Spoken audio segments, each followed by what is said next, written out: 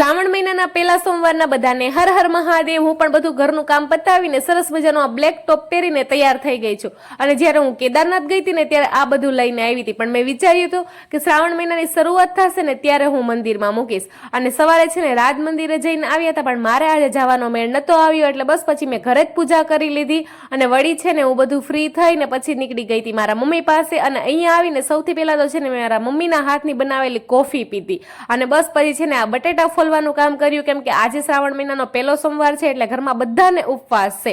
અને બસ આ સરસ મજાનો ફરાળ છે ને તૈયાર કર્યો અને ઘરમાં બધાની સાથે બેસી ને બહુ બધી વાતો કરતા કરતા ફરાળ કર્યો। અને વળી સાંજ પડતા પડતા છે ને હું પાછી ઘરે આવી ગઈ હતી। અને બસ આવીને સૌથી પહેલા તો આ સરસ મજાના ફૂલીને દડા જેવા રોટલા બનાવ્યા, એની સાથે સરસ મજાનું રસાવાળું મગનું શાક બનાવ્યું। અને પહેલો સોમવાર છે એટલે મીઠામાં છે ને મેં ઘઉંના લોટનો શીરો તૈયાર કરી નાખ્યો। અને આ છે સરસ મજાની ડિનર થાળી। તો ચાલો મળશું નેક્સ્ટ વ્લોગમાં। હર હર મહાદેવ।